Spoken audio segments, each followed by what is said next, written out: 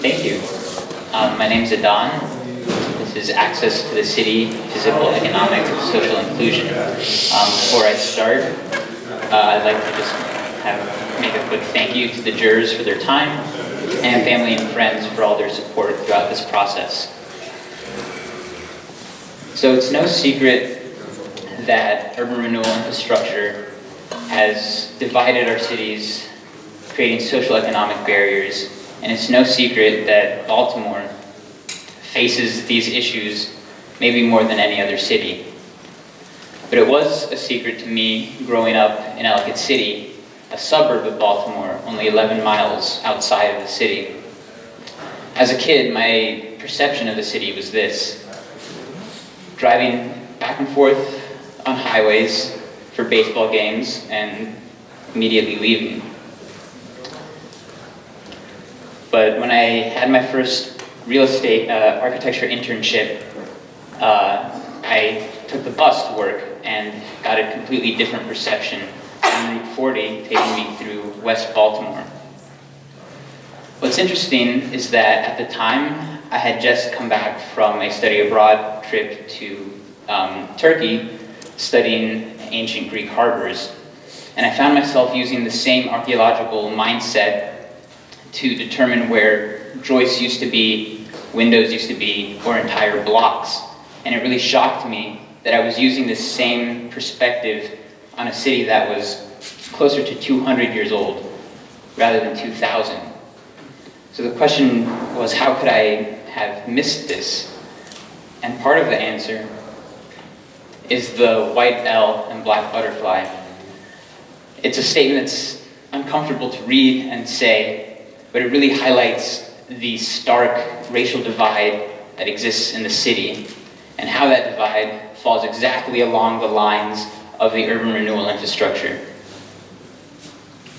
Today, this diagram is just as prevalent as ever and extends into housing, safety, education, commerce, and even health. So how do we transform such a powerful divider into a connector around which is a diverse community? To answer that, we have to understand the history a little bit. Following the Civil War, there was a great increase in urban population in US cities, and Baltimore City looked a lot like this. West Baltimore in particular had a large amount of anchors, whether it's the B&O Railroad Station, University of Maryland Medical School, or the Camden Railroad Station. It was very well connected and had a streetcar taking you into the heart of the city. But most importantly, it had a very diverse block structure where those who lived in the alley homes not only worked at the B&O Railroad Station, they also served the middle and upper class through furniture making and ironworking, really creating this symbiotic relationship. Following World War II, there was a mass exodus of urban population. This is in part due to the decrease in manufacturing jobs, but also because of the homeownership subsidies limited to white families, leaving minority families in the city, which had lost its reason for being.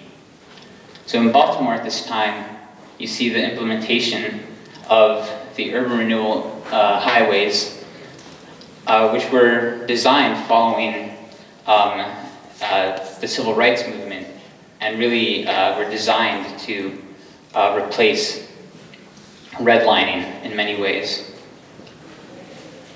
And now today there's a divide, there's a diagram of division and a spatial void that is difficult to traverse.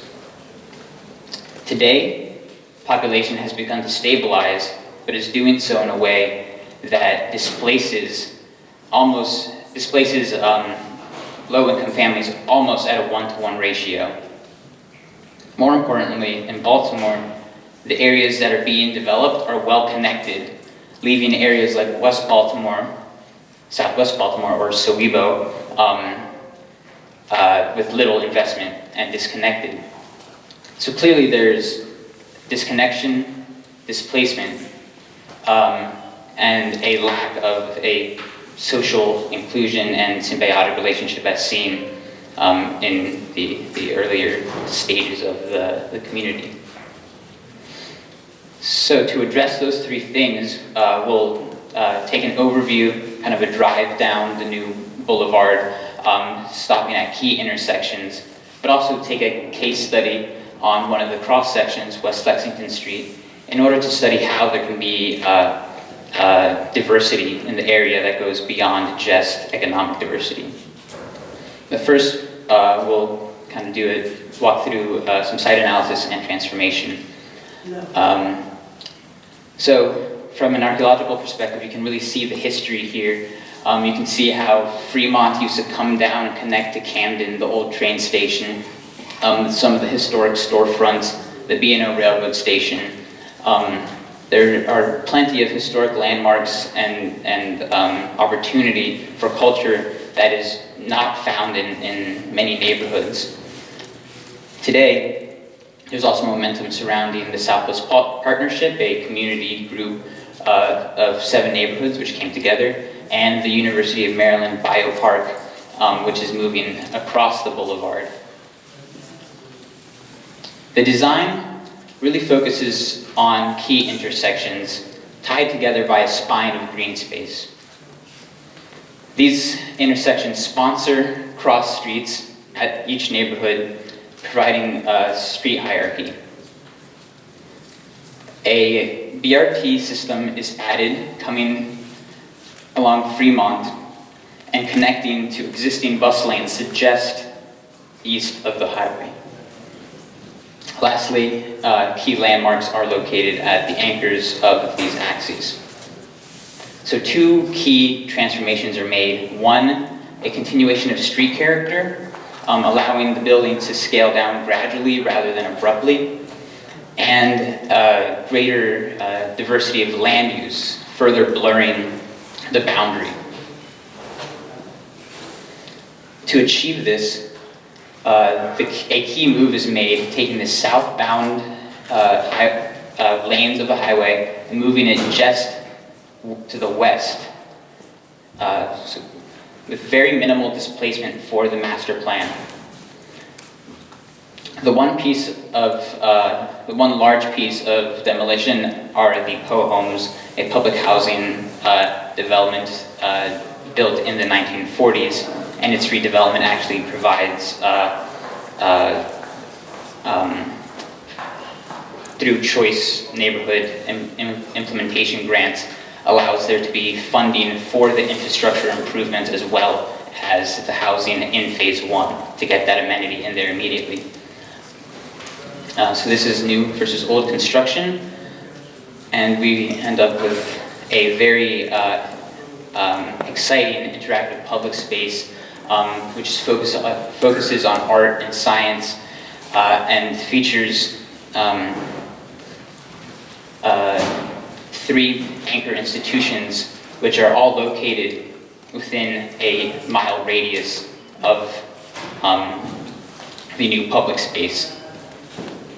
The transformation repurposes the southbound highway into a walking path and increases the scale of the buildings while splitting the highway, allowing for the green space to exist in the center, also repurposing many of the existing trees to immediately get a very highly vegetated area.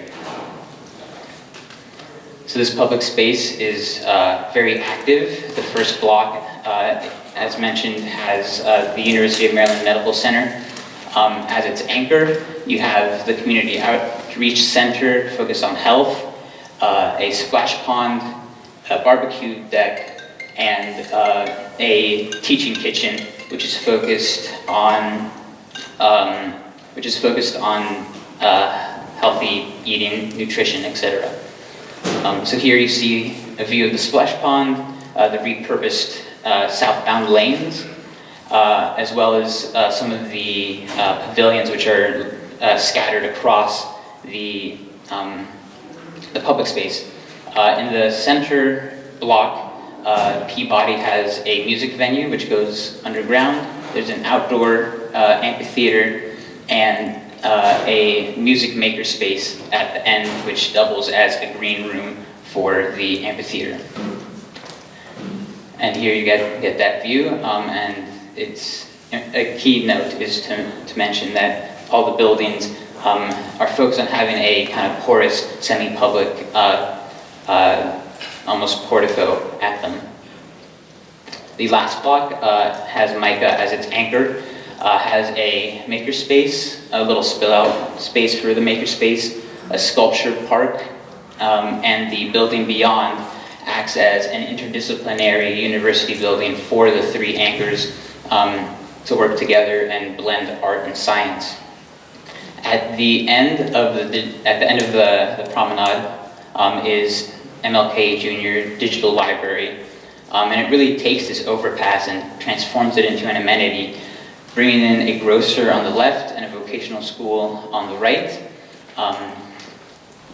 It brings some clarity to this space, some spatial definition, providing 4 green spaces on each side, the northern which ramps up to a terraced existing housing community. Cross Streets Trail. This typology is located on the southbound and northbound, or the southernmost and northmost legs of the highway. And take this typical condition and really shrinks it down with this thin typology, which has the opportunity to have a live-work along it. And the idea is that these will be focused at the key intersections with the opportunity to develop over time. So this spine really provides value and an amenity for development, whether there is a building there or if it's just the pergola and green space. And along the entire length of the trail, you get a reading of where the street used to be because it was thinned out. The final intersection is the Biopark Gateway, located on West Baltimore Street. Again, it takes a very undefined space and gives it some definition, providing a gateway into the larger park. You can see here that with a modest 2-story addition to the street, it really helps to provide some enclosure to the space. Lastly, you can get a view of the Community Outreach Center of UMB splitting the highway, which is a really key poetic moment for that building. So this thesis isn't just about the connections, it's also about the cross streets that these intersections sponsor. So we'll be zooming into a case study of this cross street, as well as 3 building or housing typologies which promote affordable housing. So along West Lexington Street, you understand diversity in a variety of ways. You understand diversity of program with corner retail stores and residential, diversity of scaling up as you go to the highway, housing type, and street diversity. As you move along West Lexington Street, the street scales up to the new park. And along each stage, a shared characteristic is a very porous, semi-public space, whether it is a public green, restaurants, or retail which reaches out into the sidewalk.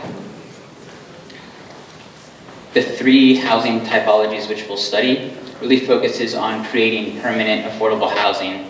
And that is to say that today, most affordable housing is developed through housing tax credits, which most typically has a time limit on them, 10 to 15 years, and then these affordable units are transferred into market rate units.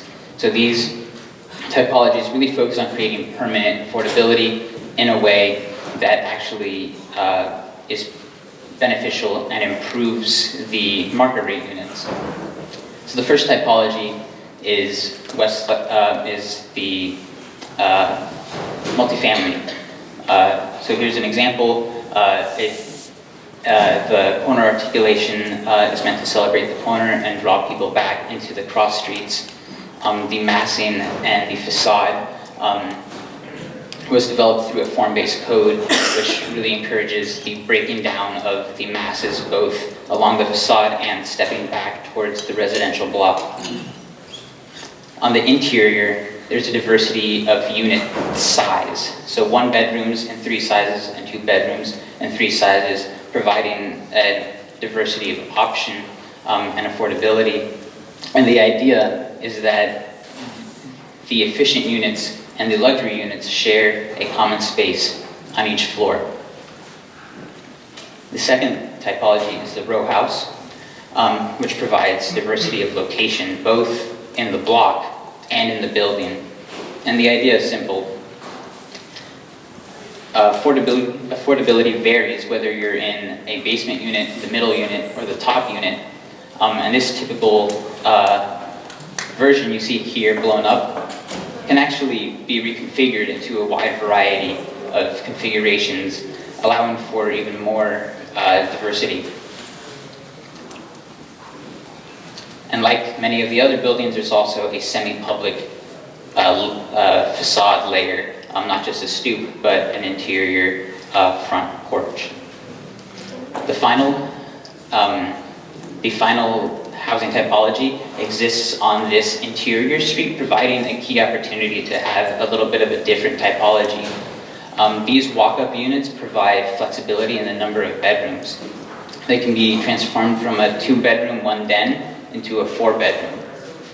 With accessible units on the ground floor, these units are perfect for multi-generational housing or an empty nester, which may want a guest bedroom on occasion. And like many of the other buildings, it also includes a semi-public layer.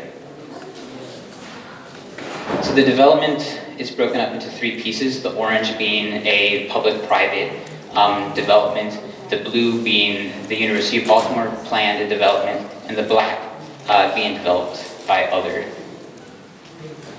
The phasing of the public-private partnership is seen here, with the darker and redder being phase 1, and the lighter and more yellow being phase 2. The entire master plan looking like this, and the basic idea is that the phasing happens at these key intersections and ripples outwards. Lastly, it is critical to note that the PO homes are phased in a way which provides 0 displacement. So, transforming disconnection into connection, having a diversity of housing typology, and allowing there to be a culture focused on the local businesses along cross streets, or the local talent in art, music, or food, really addresses all these problems. From an archaeological perspective, architecture is really the inverse of archaeology, where in archaeology, you study a building or a place and try and extrapolate the cultural ideals. And in a building, in an architecture, you design a structure that is meant to represent a culture's ideals. This was designed to create a culture of division, and it echoes that today. We have the opportunity to put a new layer of history, one which does not neglect what used to be, reminds us of that, but acts as a new representation of what our culture can be. Thank you.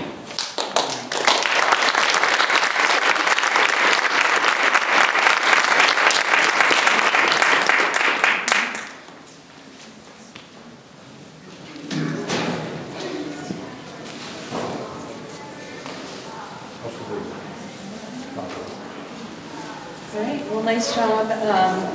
It's a lot of complex issues, so I think a good balance of urban design and architecture. I think you were wise to kind of focus on the residential components, although I do like the pavilions and the space.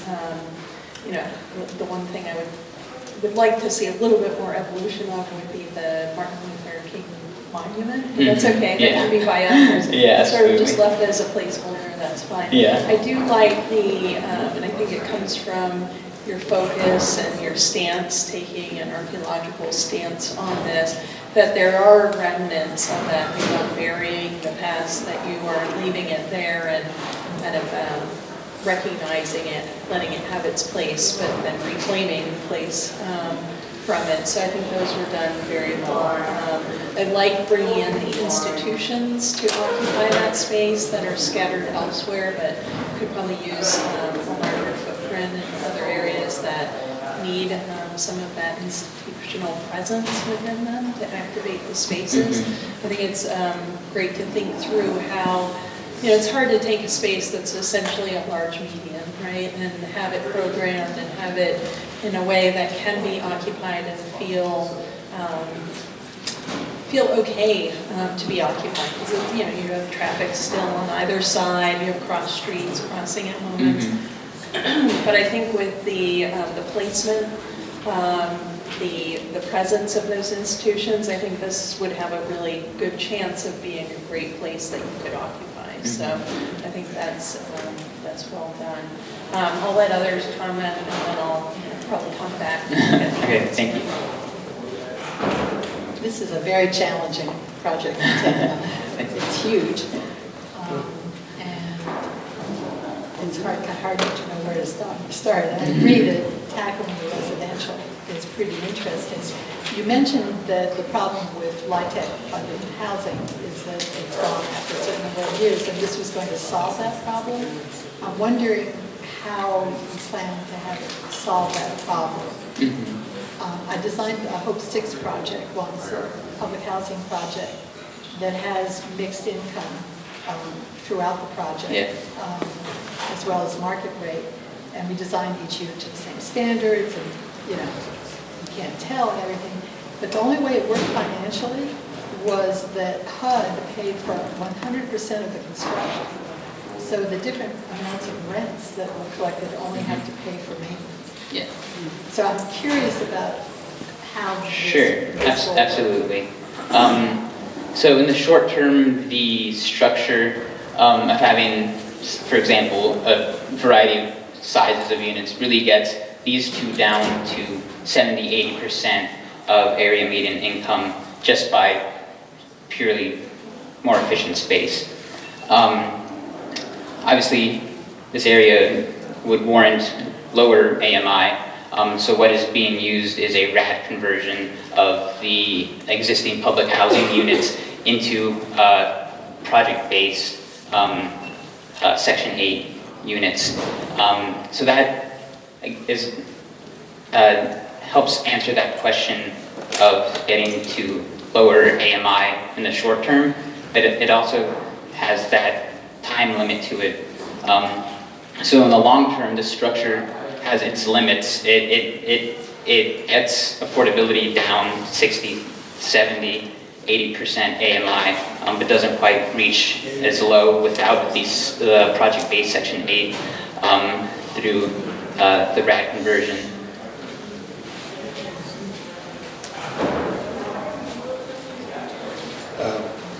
I agree this is an incredibly ambitious project for a place that really needs it. And I think there are a lot of very interesting things that you've done here, and the housing types I think are very convincing, and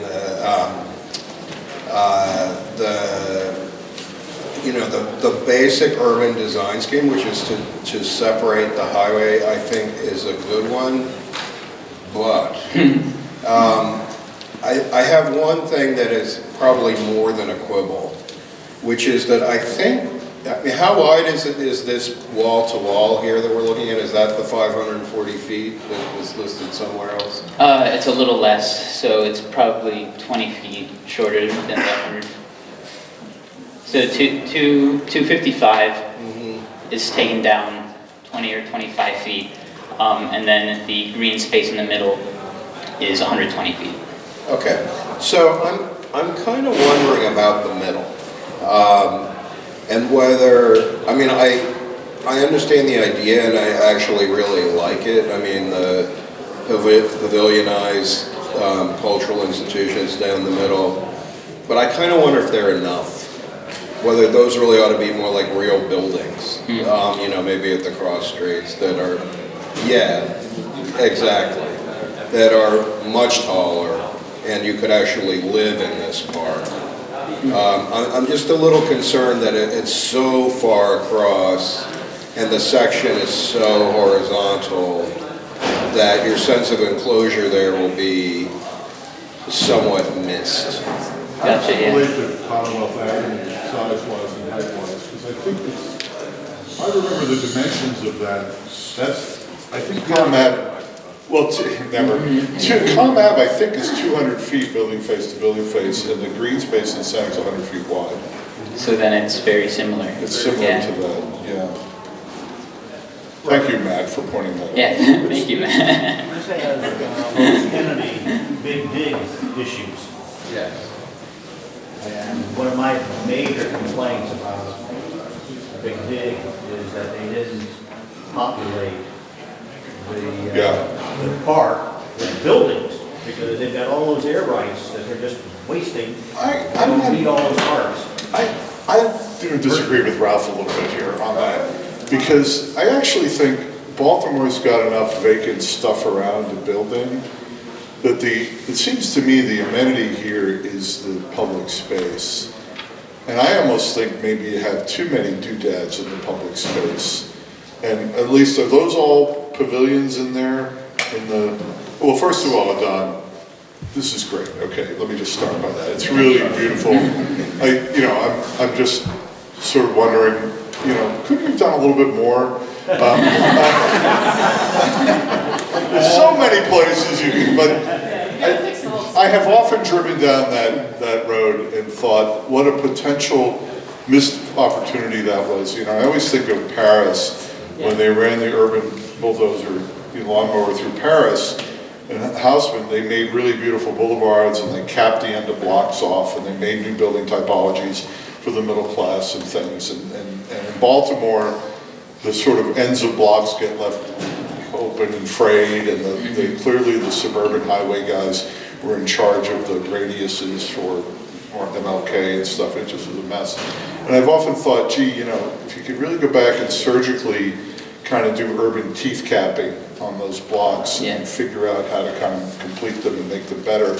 And your scheme does that. But I want to get back to this question about whether you put things in the park or not.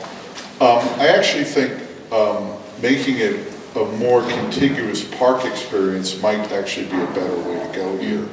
Because what it really is doing is introducing a green space as the value there and letting that touch 3 or 4 blocks and adding value to the buildings that face it because of the park space that's outside.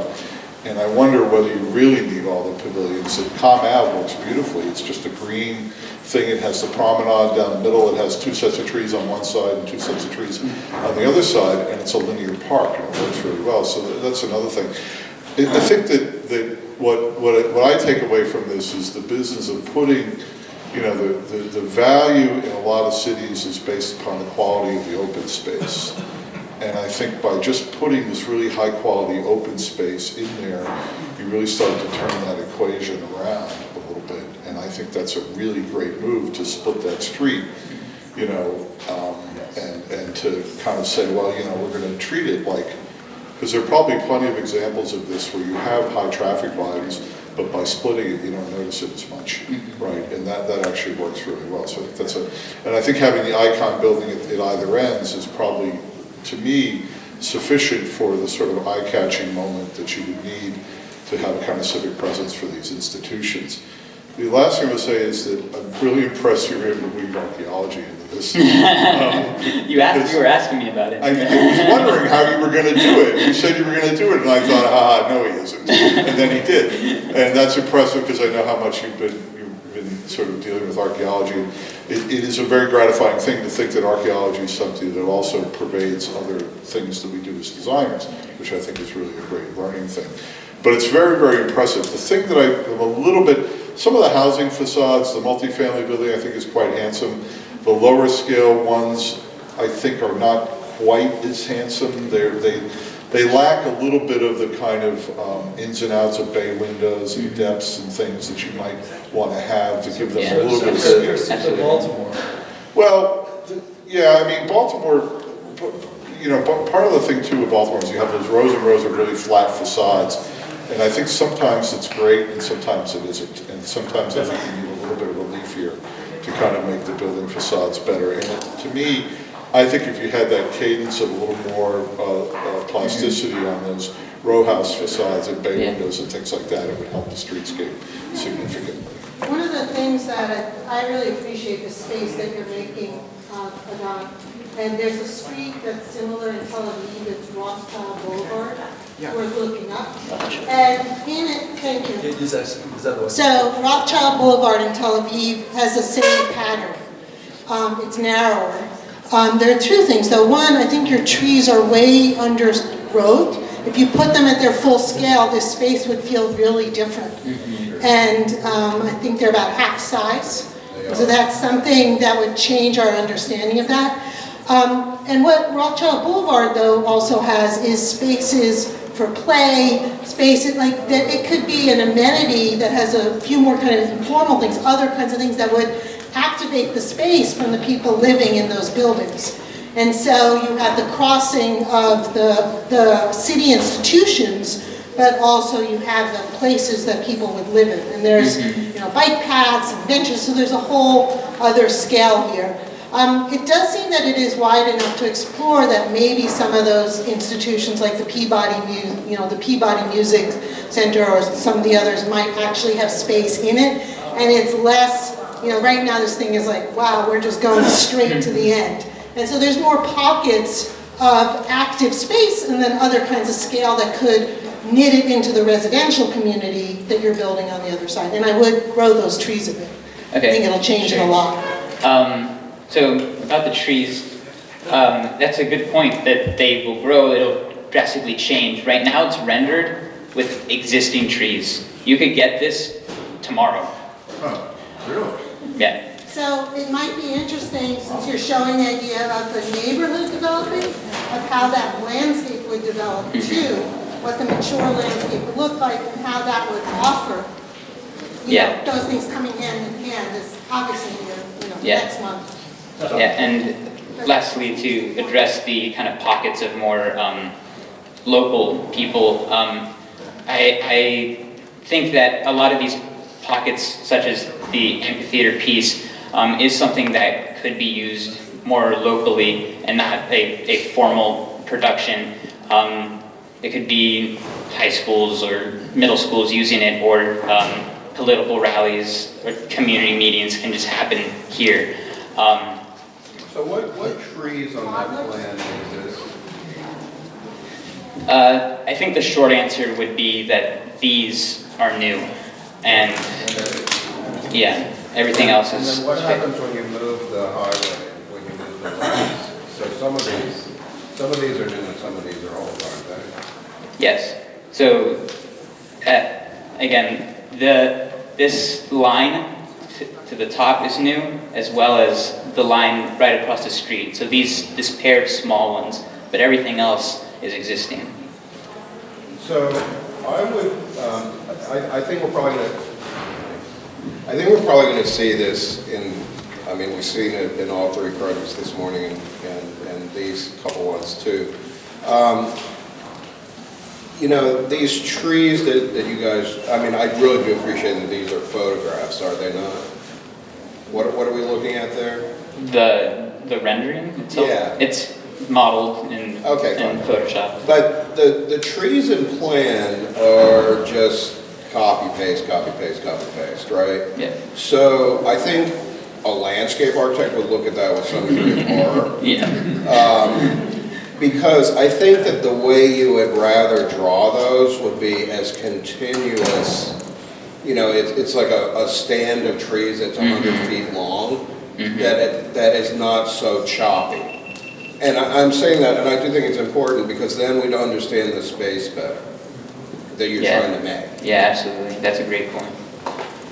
I think this center median is fascinating. I don't mind the pavilions. In fact, I like them. I think having taller markers that you actually see from a distance is very helpful. I think I wouldn't line them up with each other, and, you know, I'd want to see past one to the next, kind of thing. And I think that if this is all this new housing here, why aren't there some basketball courts in there also? And why isn't there a community garden? Which doesn't mean people growing vegetables, but a fenced-in, low fenced-in garden where the community garden that people are into a garden together. Why are there more things that bring the community into the space than the institution?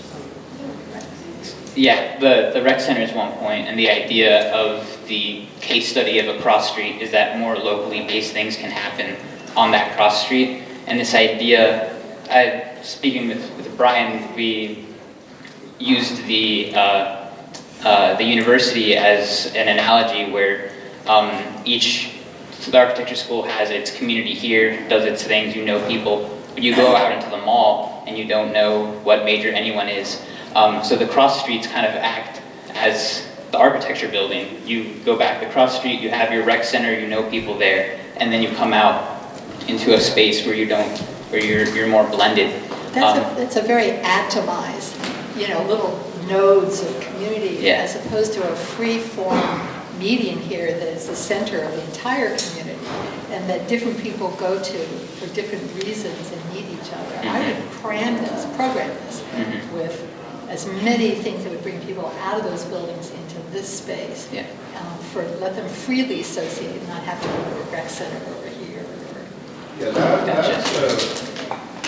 What Amy's talking about is a very American, what you have here is a very American idea, but if you look at the parks in Paris, they actually have all of those elements always mixed in. There's always a playground, there's a basketball court, there's... Even Union Square in New York. There's lots of uses. There's lots of uses that are a little messy. The good news is you come up with a solution that follows some. I would say the good news is you come up with a solution that follows some of the great urban parks that we see in great cities. I was just commenting with Matthew. The moment I came here and I saw your rendering reminded me of Lisbon, where I'm from. There's a avenue called Avenida da Liberdade, which is very similar in look to this. Its beginnings was not like the one that you had. With your background in archaeology, you actually have kind of an X-ray vision, which is kind of interesting because you were able to see things and identify patterns. But I agree with the comments that populating that space with other things could be beneficial for just the discovery and the walking through there or bike riding. In a little bit of a different scale, but somewhat reminiscent of this, reminds me also of Millennium Park in Chicago, where they built on top of the rail yards. It's a place full of beautiful events. You go from Soldiers Field to across all the way to I think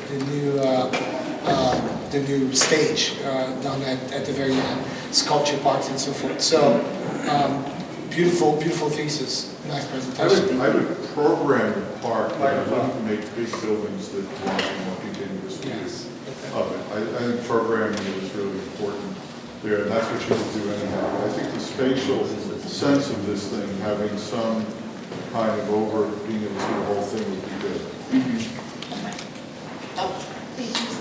No, please use the microphone because we're going to lose. No, please use the microphone because we'll lose the space to the people on the upper levels.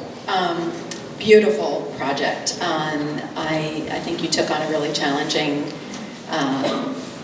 project and just one moving to. I'm sure you came up with that very early on in the project, which allowed you to really develop the linear park. I like the idea of the pavilions being different. Maybe different size, different massing, and perhaps there's one that you walk through.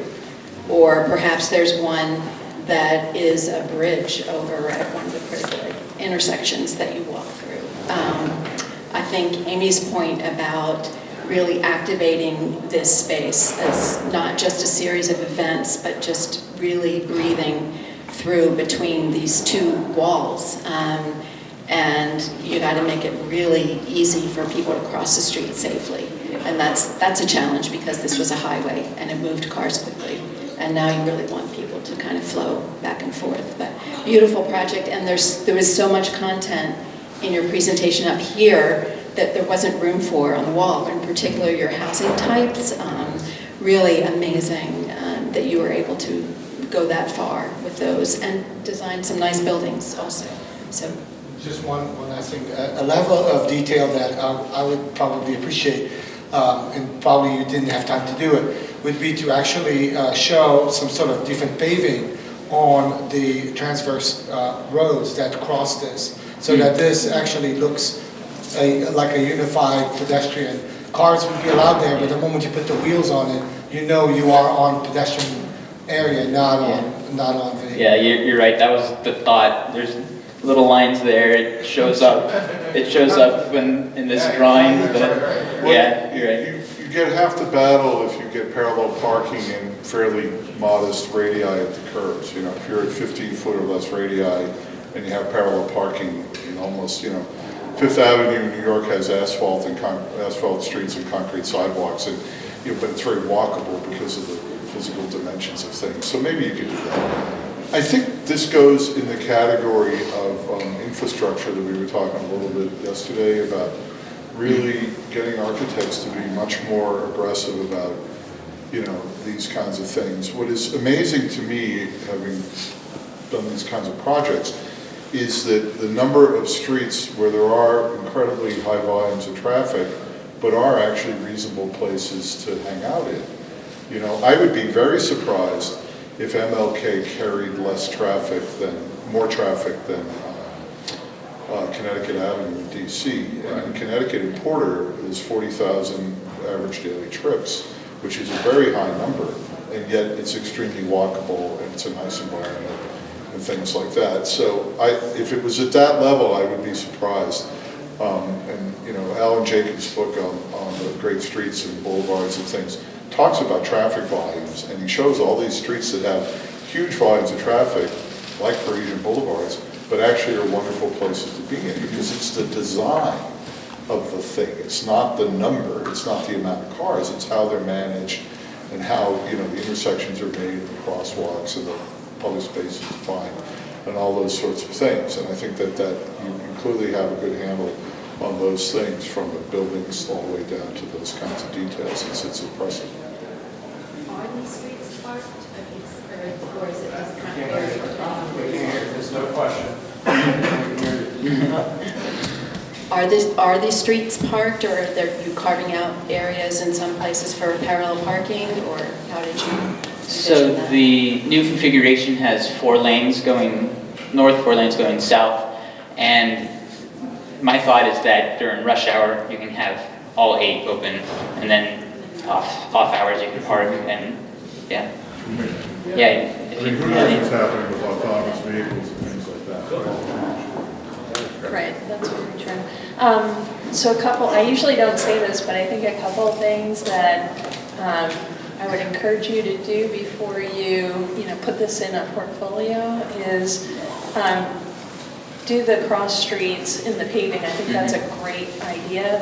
I would also encourage you to add in the crosswalks so we really get that sense of connectivity, so that we read this as a continuous space, that the pedestrian has really gone, they have the priority that vehicles sense, through texture, through color, that they're moving across the pedestrian zone, and that you give, the pedestrians who are crossing the streets moving north and south, you have a space for them to move in, because I think that is critical to this drawing at the bottom, especially. I think your drawings are at a level where great, I really want that to be tuned up. If you can tune up the trees of the same note, maybe make them a little bit more transparent, but larger connected canopies, as they probably are, would be great. But I want the pedestrian realm to be shown at the same level that you've thought about it, if that makes sense.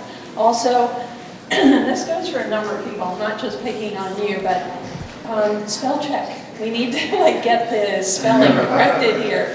I wouldn't have said anything, and I thought maybe Sculpture Park was just an interesting way of spelling sculpture, but as I go through this, I'm picking up 5, 10 spelling errors, and in this, we have too many resources to let that happen and to be published, so just get that cleaned up, because I think, your ideas don't want to have those errors in it. We want to make sure that you are fully representing that. Do some archaeology on the spelling. Please. I think you mentioned this, that every once in a while you've had bridges across the cross streets. And in Bercy, in Paris, terrific bridges cross the streets that are impeding, the pedestrian continuity, through the spaces, etc. So I think you could get very dramatic continuity with lots of different ways of crossing these cross streets, etc. Well, you mean put bridges above the ground plan? Heaven forbid. I'd be really careful about that. Yeah. I mean, that works in some places. Well, he's built up these pavilions that have height, etc. We're in a brainstorming mode at the moment, so that's fair to suggest, and then it has to be tested, and then it may be good, it may not be good, we don't know. The last comment over here. Okay, so what I would say is that, just as a little tip, and it's back to this question about how you color the cross streets. So you have this very, very long park, right? So if you imagine from tip to, stem to stern, that was all flooded. Let's just say for your own sake, you made it all blue, and then you start to take pieces away from that. I think that would be a sort of a better way to think about it. I think that you want to really emphasize the north-south axis here, but when I look at this, I see the east-west ones, all the interruptions more than the continuity. Does that make sense? Yeah, it's an interesting question, because the whole division is wanting to bring east-west, but the public space is north-south, so it's a really, Well, there's that. So I hate to be such a stickler about saying that we need to do this, but the masses on the upper level tend to make a lot of noise. And when you Hold the mic like this, you can really hear what you're saying when you hold it down here like this, or doing that. you have to really talk into it, so just, you got it. Not everybody did. Adan, I want to thank Adan, and I'll be making the same comment for Eric, so I'll make it now for both of you guys. Is that both these guys have done theses over the course of the semester very independently, because their thesis critic has been on the road far too much. And I do appreciate the great degree to which you pushed the project. In that regard, it really is yours. And this is the next one we'll see, it really belongs to the individual student. And as a kind of anecdotal thing, the archaeology stuff is really central to the way Adan thinks about things and what Adan does in the summer months. And it has a real impact, I think, on a lot of faculty, including Dr. Van over the years in Castel Mare di Stabia, but also had a lot of impact on getting new faculty to come here. I think Joseph Williams had seen you in action down there. I think it was one of the reasons why we were an attractive place for him to come and teach. So I thank you for that, and I thank you for giving the insight as to how you wove this into your thesis. In my mind, the idea of this long, slender north-south space has been from its inception fraught with certain ambiguity. It reminded me of, at certain points in time, reminded me of a comment a friend of Matt Bell's and mine made once about Battery Park City. Is it a battery? Is it a park? or is it a city? You know, it's really kind of question. And I think I find that still with the Spina here as to whether it's a garden, whether it's a plaza, whether it's a promenade, whether the buildings ought to be bigger, whether they ought to be smaller. That's still, I think, to be identified. I think at the penultimate review, at least two members of the committee, myself and I know Carl, were pressing Adan to drop everything else and to focus laser-guided onto that central space. And to Adan's credit, he didn't, because in the course of the thesis, he had developed the ideas of the smallest bits of the thesis from the very beginning, parallel with the very biggest bits of the thesis. And so for him to drop one scale and sacrifice that into the development of another was inconceivable. The other thing I will mention is Adan is doing this as a dual degree in real estate development and architecture, and as a consequence of that, the ability to respond to questions about where buildings come from, which most architects kind of scratch their head at this stage in their education. I think Adan had some very plausible ideas about that, but those ideas were also very much, the economics of those ideas were very much rooted in the social equity idea, which was the driver of this from the beginning. So that's why none of the stuff at the smaller scale could have ever been sacrificed. Maybe you and I, Carl, can learn from that we can push something, but then there's this other driver that's going on. So I want to congratulate you and want to thank you for your many years of involvement in the school, both as an undergraduate and graduate. Congratulations.